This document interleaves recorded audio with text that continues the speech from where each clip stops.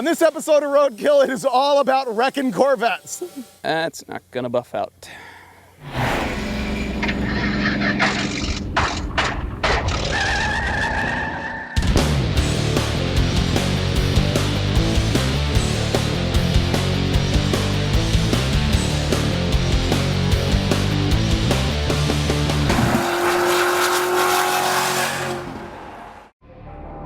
In February of 2014, a giant sinkhole opened up underneath the National Corvette Museum in Bowling Green, Kentucky.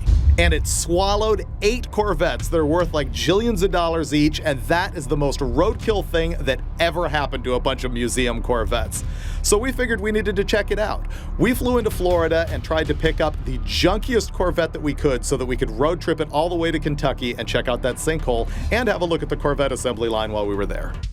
My mission was to find Freiberger and I transportation from Florida to Kentucky. So of course, I went right to Craigslist and looked for the very worst Corvette I could find. Hey. Jamie Hannon owned a 75 Corvette that he had bought 6 years ago, found a bunch of rust, and then gave up on this restoration project. And he figured this is the perfect car for roadkill. It's got paint on it. Dude, this thing is nice. I'd never seen this car before we got there, and I'm thinking, man, this doesn't look that bad. But then we pulled the plastic off, and yeah, this thing was definitely roadkill. The interior was completely gone, and what was there either came out of a Jeep or was completely rusted into the ground. So what's actually the dilemma here? Does it run? Well, there's no windshield, so. There's one window in the state of Florida. We've called everywhere. It's in Orlando. It's that hard to find a Corvette windshield? Wow. Oh, this is cheating. We can leave now. Oh, this is the nicest car with no windshield I've ever driven. So we're checking out the Corvette, and in walks Don Schumacher, the Don. Hi. How you doing? Holy crap, that's Don Schumacher. If you don't know who Don Schumacher is, that means you're probably not an NHRA fan, because this guy's been around since the mid-60s, racing stuff like the Stardust funny cars, and today he is the single biggest owner in top fuel teams in the National Hot Rod Association. This guy Jamie is one of Schumacher's best friends. They go fishing together all the time. He mentions that he's going to the Las Vegas NHRA race the next weekend. I'm heading to Vegas on Thursday. And he invites us to just come by the pits and hang out, park our car in the pits and everything. We can make this thing go to Vegas. Screw the Corvette Museum. Let's go. We qualify Friday and Saturday, and eliminations are on Sunday. You're welcome into the racetrack. Just send me a text, and I'll arrange for tickets and hospitality and some good meals. We're either going to the Corvette Museum in Kentucky or maybe drag racing in Las Vegas because Don Schumacher just showed up here.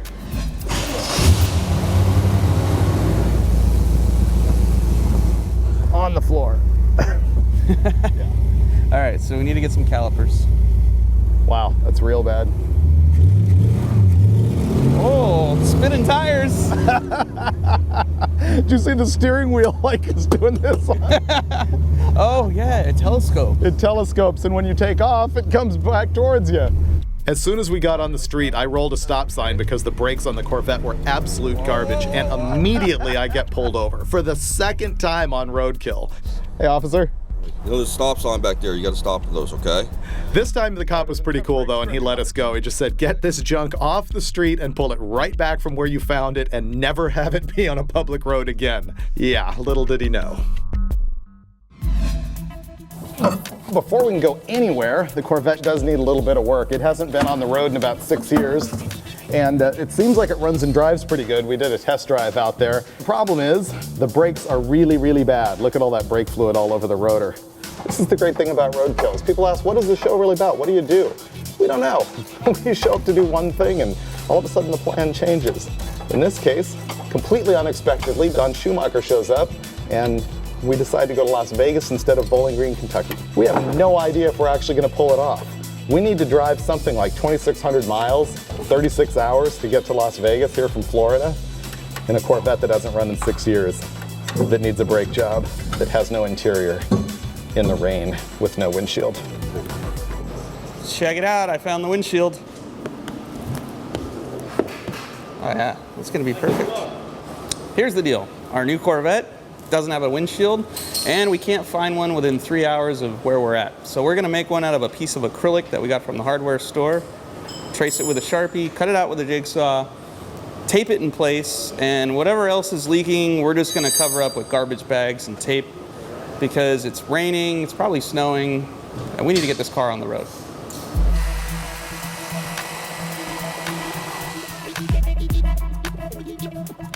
Custom.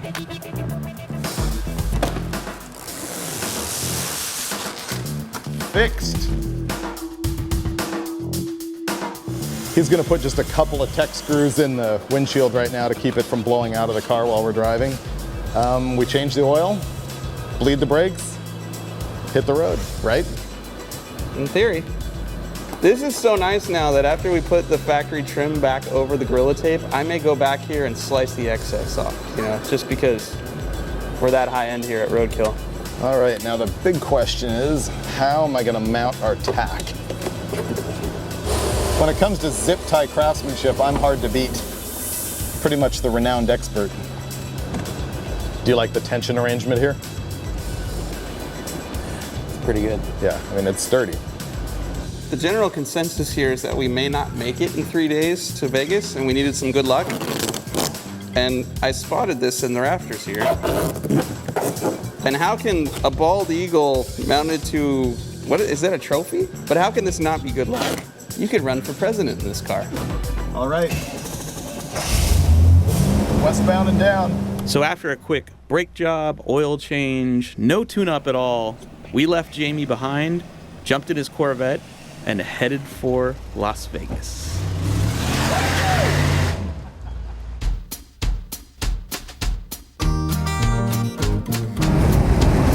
Vegas, baby, Vegas.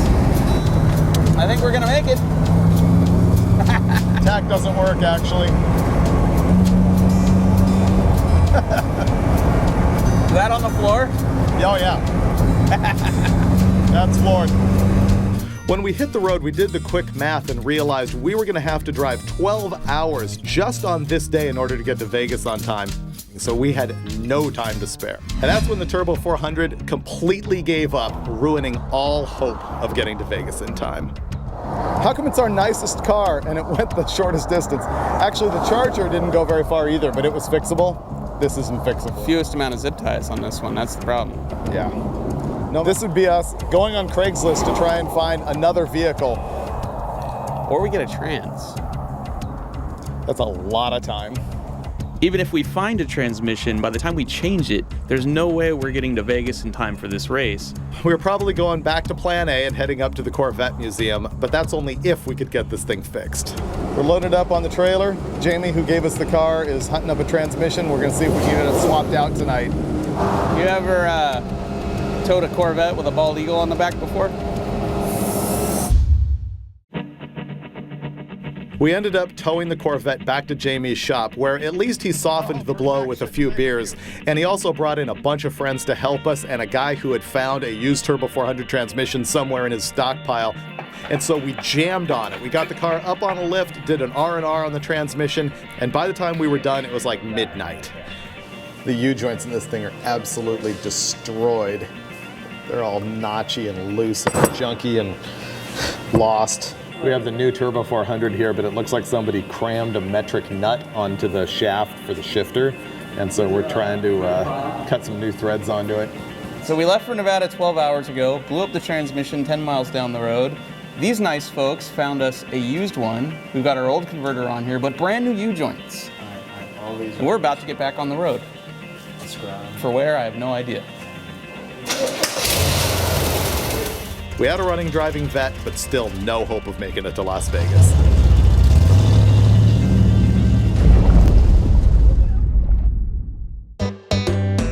The next morning, we were stoked again. We were Corvette Museum bound in our perfectly good 75 Corvette. This car is really not that comfortable. No. So we stopped for some tourist trap action, and the thing about Florida is that virtually every gas station overloads you with gator stuff. So a while ago, we were at an auto parts store, and we see this third-gen Camaro. Amazing car. This flawless paint job, said Twix on the side. Something everyone should have, you know? The best part about that car was that it had a alligator print interior and a real alligator molded into the top of the dashboard. Homeboy's got an alligator on his dash. Look at it. David fell in love with it, and I think he's trying to bite that guy's rhyme because he just bought a gator head and zip tied it to our dashboard. I think we're setting trends here. I think that's what's happening. Yeah.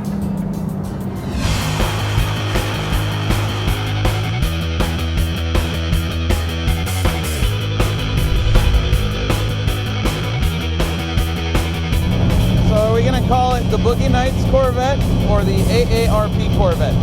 I was going to try and find you a big gold chain.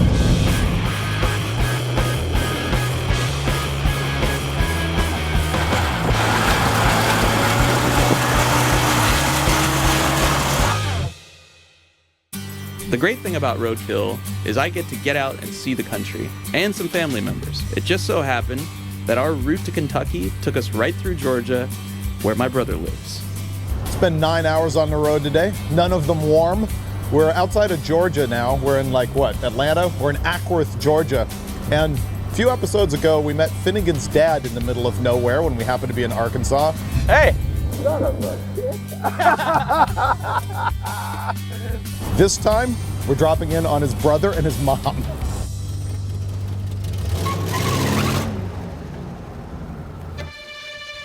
I pretty much won't have to get her a Christmas gift after this. I dressed especially homeless for this. You totally look homeless. So once again, we surprised my mom, who happened to be visiting my brother in Georgia that night. Right now they're going, Mom, go answer the door. And she's going, it's not my house, why am I answering the door? Oh, there she is, she's coming. Hey, Mom. No freaking way! Oh my gosh! Hey there. Hello, sweetie pie. Oh. We ended up spending the night at his brother's house and having a nice home-cooked meal, which is rare, if not impossible, on Roadkill. And then the next morning fired up our Corvette and totally brought down the property value. I don't think they want that thing in front of their museum. That would give Corvettes a bad name. Good seeing you, Dad. Drive safe. I went the last hug. Ooh, look at that.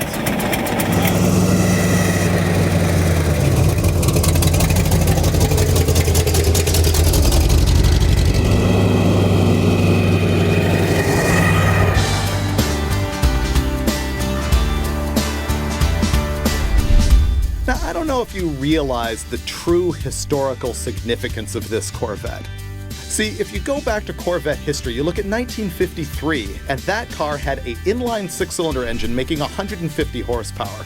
And 22 years later, they had eclipsed that. This Corvette, with its L48 350 engine, makes 165 horsepower. That's right, this is the lowest powered V8 Corvette ever made. And they're not even pissed off horsepower. They're not even mildly annoyed horsepower. But the good news is the interior is super comfy with these Jeep Wrangler seats and no dash to get in the way.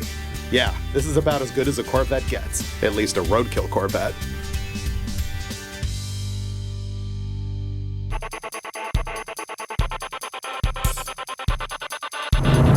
So it's Thursday morning now, and we're on our way to Bowling Green, Kentucky, where we're going to go see where they actually make Corvettes, because we need to give them a few tech tips based on our intimate knowledge of this particular model. Yeah, here's where you screwed up. That part of the car that allows water to go in the car, don't do that anymore. This is the worst Corvette ever. It has no horsepower, no windows. It's really cold. The only thing keeping us from freezing to death are these blankets. But other than that, things are going pretty well. And I'm feeling pretty good about this trip, right up until the point where we ran out of gas. We were shocked to discover that the fuel gauge in the Corvette wasn't really accurate. We were able to jag across like 4 lanes of traffic, up and off ramp, barely cresting the top of it, just in time to hit another downhill part where we coasted into a gas station, within like 10 feet of the pump. It couldn't have gone better. Once we figured out how to keep gas in the tank, it was pretty much smooth sailing till we finally arrived at the mecca of Corvettes, Bowling Green, Kentucky, which is the site of not only the National Corvette Museum, but also the assembly plant where every single Corvette has come from since 1981. And they even had special parking just for us.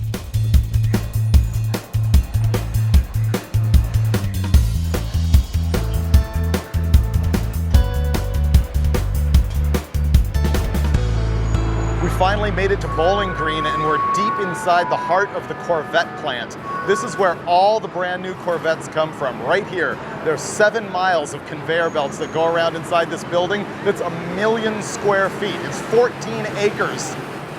I was just at Disneyland like a week ago with my kid, and it looks a lot like this, except this is brighter and moving a lot slower, but somehow this is more fun than Mr. Toad's Wild Ride.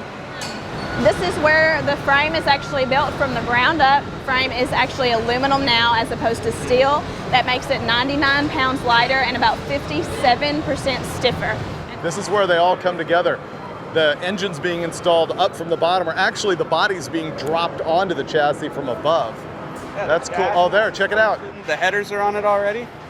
They obviously don't know how to do this right because there isn't ATF all over the floor. I don't see anybody looking for tools. I hate to say this, but it really makes us look like amateurs. It kind of does. So many people here are recognizing us, people who work on the assembly line. I think we're going to be responsible for ruining a couple new Corvettes because people are stopping working to wave at us. Dude, y'all the real deal. Oh, thanks. Roadkill is awesome. I can't begin to tell you. Thank you. My boys are gonna freak. Cool. Hey, thanks. Very nice. Thanks a lot. Wow, you paid him to do that, didn't you? Look at that. Nobody's driving that. That's crazy. It's called our AGC robot. It's the automated guided cart. That's special vision technology. So if you were to actually be standing in front of it, it would patiently wait for you to move before it moved on.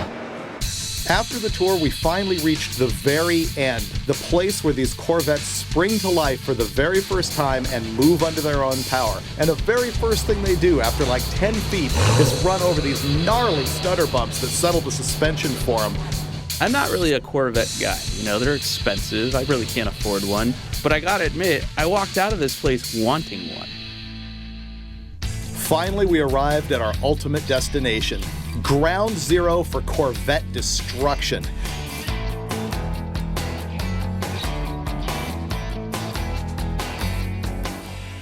These are the ones they pulled out. So this thing fell into Middle Earth. It's really not that trashed. Looks like most of the stuff in my driveway. Oh, okay. Oh my God. So Hill and Karen Clark donated their car to the museum, and this is how it gets treated? Yep. I'm not leaving my car parked here. That one I just put right back in the hole. How do we get to the hole, miss? You're heading that way. Keep on going. Hole's that Don't one? go in it. Oh, we're going deep. There's a glass wall. That's why we got these. We knew the odds were pretty low that the guys at the Corvette Museum would allow us to actually ghost ride our Stingray into the hole. But we thought we'd try anyway. I mean, hell, we drove all the way from Florida. How could they tell us no? We have a car we'd like to donate to the museum, You do? but we want to put it directly in the hole, so it can no longer hurt any of mankind. Okay. Well, what kind of car is it? 75 Corvette. A 75. I thought we'd say Mustang. Oh, no. Yeah. No, we want to make a time capsule. We want to make a donation. No offense, nobody wants this Corvette. I would actually like to ghost ride the Corvette into the hole. You would, yeah. Rick the gas pedal, let it go. Where she lays, she lays. Think of the live video feed. Yes, that would be something I would like to see. That'd be fun. All right, sweet hole, Bob. Thanks for showing us. You're very welcome. I don't think Bob's going to let me put my Stingray in his sinkhole. After a week-long immersion into the Corvette world and seeing the sinkhole that swallowed 8 vets, we get it now. Chevy runs deep. So in the end, it turns out we kind of offended these guys with the suggestion that our 75 should go back in the hole and get covered up and paved over, sort of as a memento to the Corvettes that could have been lost. And so here we bring you gratuitous Corvette violence, all 165 horsepower worth.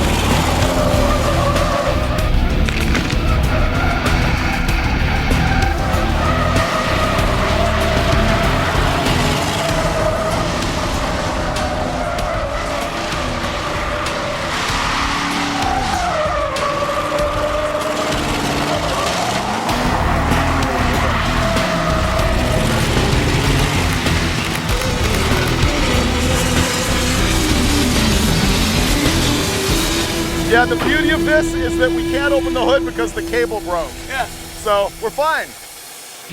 So I finally got the Corvette Stingray out of my system. I'd kind of wanted one for a long time, and now I'd had a road trip in one. If you think about it, this is a roadkill win. We took a car that had not run in 6 years, fixed it, overcame adversity, went to the Corvette assembly plant, saw the sinkhole, and unfortunately did not get to leave our Corvette behind. As usual, time was short and we had to jump on an airplane home. So we called up our buddies at Holly and said, hey man, you can have the keys to our Corvette. Why are we always bailing these guys out? Divas.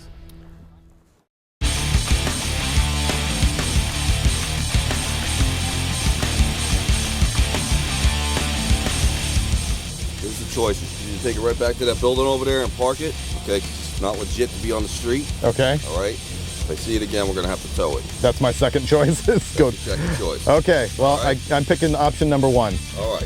Thank you very much for the courtesy.